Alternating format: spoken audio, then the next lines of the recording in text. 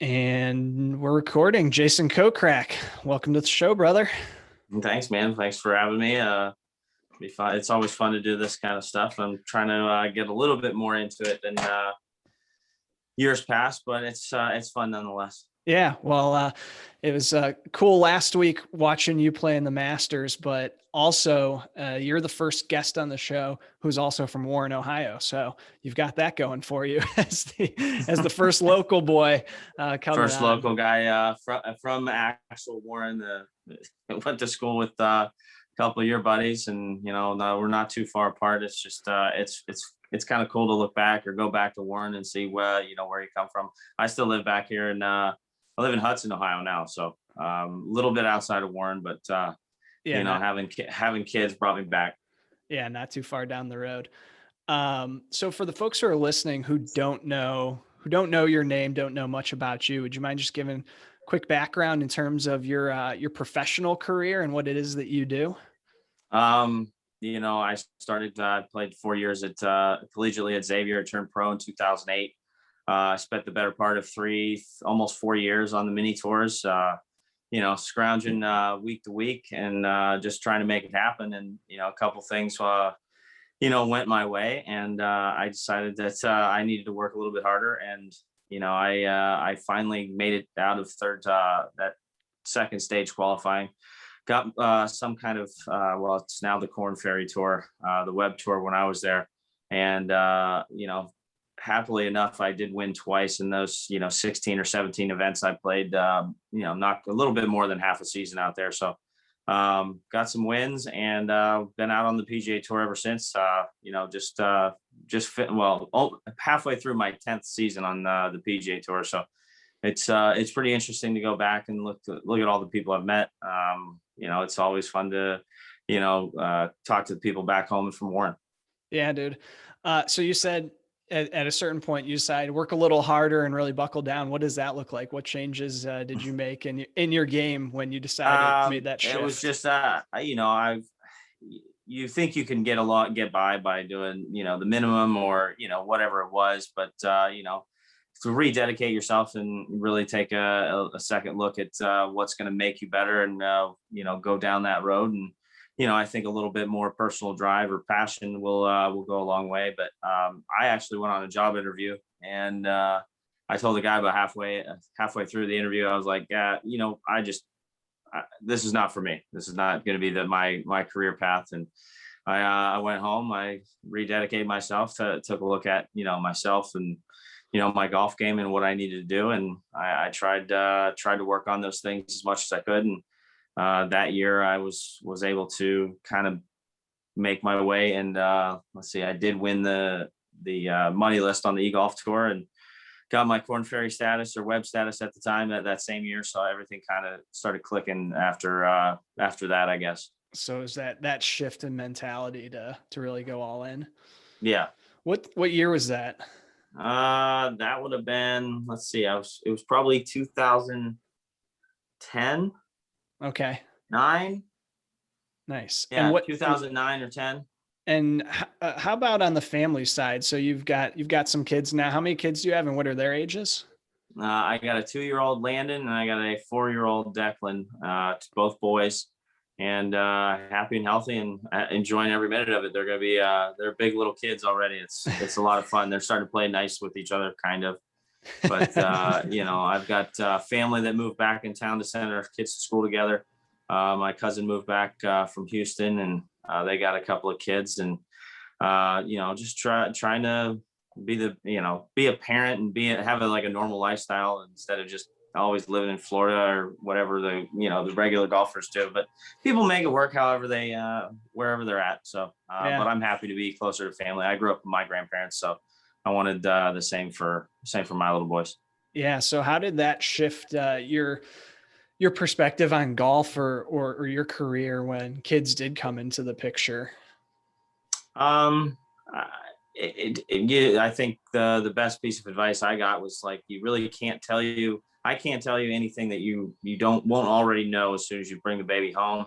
Mm-hmm. It's just, you get up one day and you just start doing it. So it's one of those things that, after the first kid, we're like, well, it'd be nice to have a little bit more family around, help out when I'm going to be gone a bunch. So, we had kids a little bit later. I mean, we had kids a year after we got married, but, right about 30, 31 years old. And, it was kind of the best thing for us. I mean, we were mature people, and, we had a house under, we had something to stand on, and, we're trying to give our kids the best life they can, moving to Hudson for the school systems, and, still me traveling and, being a PGA professional.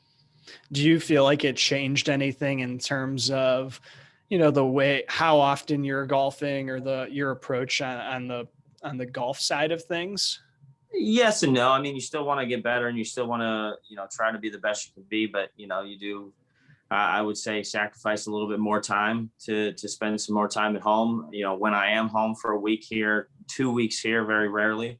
But I enjoy my time home. I try to spend as much time with my little kiddos as possible. So, well, they're actually napping now, so it's not that big of a deal. But I have as much fun as I possibly can with them in the time that I get at home.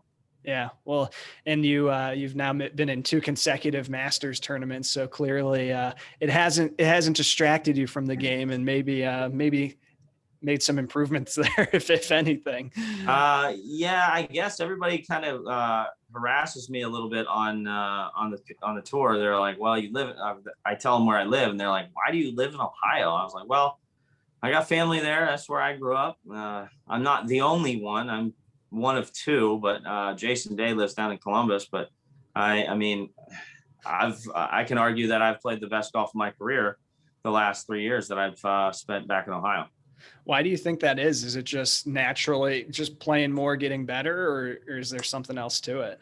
I grew up taking a little bit of time off, so I tend to really set the clubs down here. You can't really practice too much indoors, or, as far as a simulator, even hitting balls outside, but it's, if you're just hitting balls into the snow. So I think it's just a cross between that and knowing that my kids are taken care of by family members, and, people that have been the closest to me and my wife throughout this crazy career.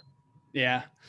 So from a kind of, some people toss around the phrase work-life balance or work-life integration. Is that something you think about at all? Or is it just you golf when it's time to golf and you're home when it's time to Well, be I home? think, internally, I know when it's time to shut it down. I get, maybe getting too frustrated with golf, or, maybe practicing too much. I'll take an extra week off and just spend some time at home with the kids and practice myself and figure out a couple things myself. But I think just every golfer knows when he's had too much or burnout, and, a little home time will go a long way. Yeah. It's something that always fascinates me with golf. I played it at Kennedy, as a solid number 6 man. So, I still get out a couple times a year, but I'm very much the hit a bad shot and I'm thinking about it for the next 7 holes. So when Yeah. I'm watching you play and at that level, it's a whole Yeah. nother thing. Stakes are higher and you can't let that shit haunt you. So how do you, when you're golfing Yeah. and you have a bad hole or a bad shot, how do you work through that? Well, you got to have a good caddy, a guy that knows how to, tell you to either get over the fact that you had a bad hole, or, somebody to be like, listen, get, whatever it is, just to kind of give you some sort of direction, or, help on the golf course is, I think, a huge key. And, having 2 little kids and, life forms that you take care of makes golf look like a game. It is a game. It's entertainment, but, then again, there's the other side of it, that this is how I make a living. And, I want to make as much money as I can. I mean, being a professional, I mean, I guess you can call golfers athletes, but not really. But I mean, to call myself a professional athlete, I mean, my career would be a lot longer than most other sports. But hey, I'm going to just try to, create the best living I can for my family and myself, and enjoy the ride while I got it. I love that. Do you think anything from your golf experience and from the course translates then when you had kids into being a dad? Is there anything that carries Um, over? Well, I mean, I think you just gotta, back when I was on the mini tours, you had to, really divide your time with, how much practice time you need, what type of practice you want. And I mean, just kind of giving yourself some type of, time frame or calendar for what you want to do. And I think, kids really want to have that balance in life. They want to eat lunch at the same time. They keep them on a pretty strict schedule. So I mean, if I can make myself a good schedule back then, I think now I do a better job of that. And I think I can keep a pretty good schedule for my little boys.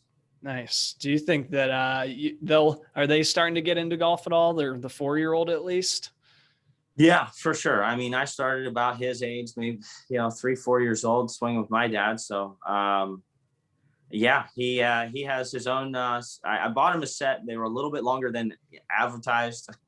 So I mean, my kid is really tall, but I mean, he's also only 4, so he can't pick up real golf clubs yet. So I had PXG make him a couple real short ones, and he'll take them out and chip around the yard. And I knew putter that we've putted a couple different times at the Players Championship. There was a back putting green. I took him out there and spent an hour and a half out there. I've taken him to Hudson Country Club a couple of times, and he likes it, but I think he gets worn out pretty fast right now. But I mean, I think in the very near future, probably this summer, he'll really take a liking to it. But I don't want to push him in any direction. I just want him to have fun with whatever sport he likes.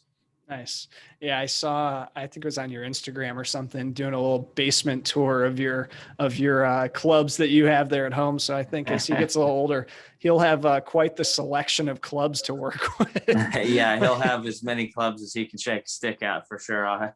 I've got quite a few. I mean, I give a lot away to the first tee and, to other people, whoever. I mean, but I mean, I have very particular golf equipment. I mean, it's a 1/2 inch long and 2 degrees upright, which you can get fixed, but I mean, it's still costly to do that. So I only give them out to people that I think they can really actually use them, or I'll steer them in the right direction of what they can do with the golf clubs. But I try to keep golf clubs from, I kept the set of irons that I won with.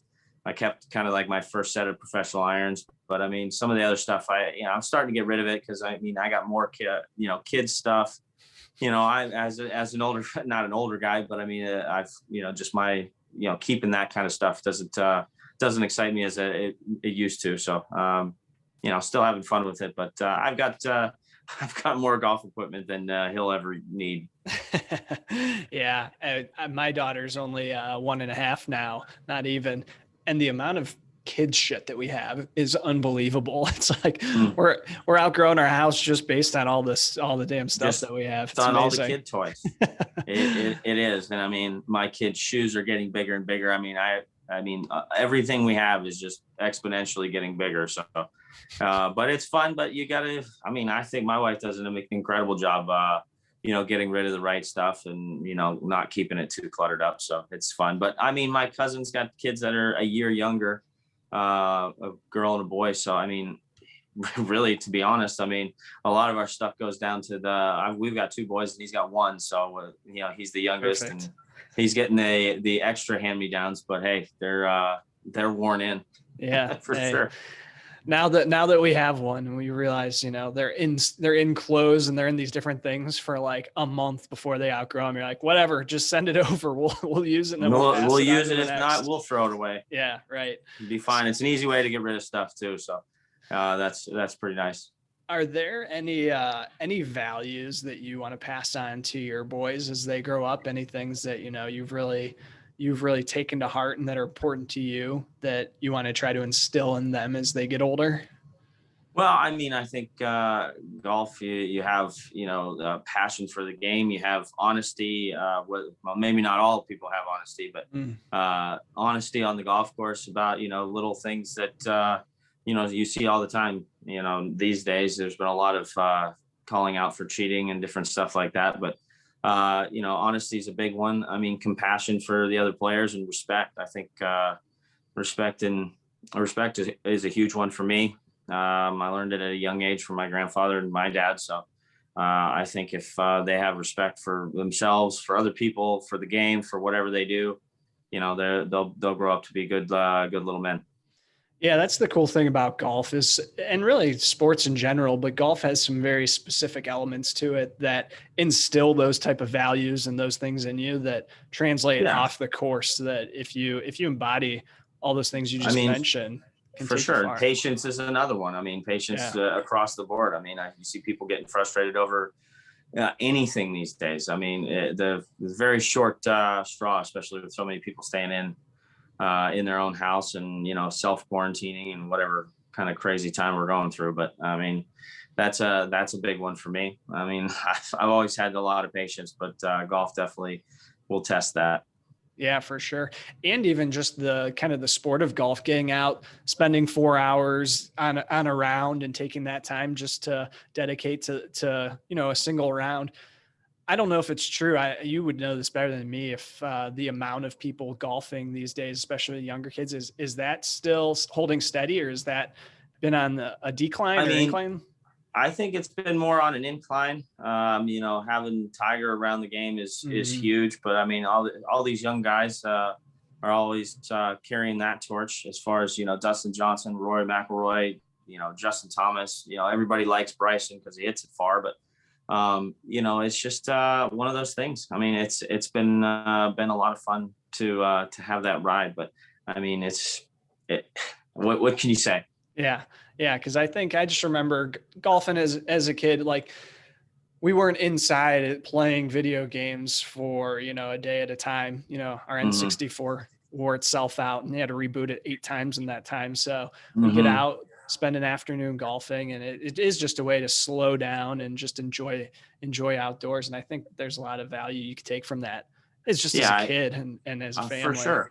I mean, you see so many kids now hooked on their iPads and everything else. And I mean, I was one of those guys that said I would never have an iPad out for my kids eating dinner. But like there is some sort of decency for the parent going all day and then just wanting to eat their own meal in peace for 5 minutes of watching a cartoon. But I think every parent needs to limit a little bit of social media or TV content to have their kids play outside. I mean, Yeah. you were like me. I grew up, running around outside and throughout the neighborhood. So it's a little different these days with what's going on, but yeah, you gotta roll with the times. Yeah, for sure. So you mentioned a little bit of advice that you've been given, but is there any specific advice that if one of your friends or your brother or somebody had a kid and they were just embarking on that journey of fatherhood, any Yeah. wisdom that you'd pass down and give to a new dad? Man, I would just say it's the best thing in the world. It'll test every bit of patience that you have. Sleep deprivation is real. Do not try to be a hero and stay up, take naps with the kid, do everything you can. And, you put your wife through all this crazy stuff of growing a kid and just, go that extra mile and sleep when the kid sleeps and you'll figure it out. There's nothing I can tell you past that is going to prepare you for it. You just get up the next morning, you start doing it. Yeah, amen. Well, hey, Jason, thanks for taking a little time coming on, talking a bit about fatherhood. Congrats on your success on the course, and Appreciate it. excited to see you continue that success. So appreciate you, brother. Well, I appreciate it. No problem. Anytime.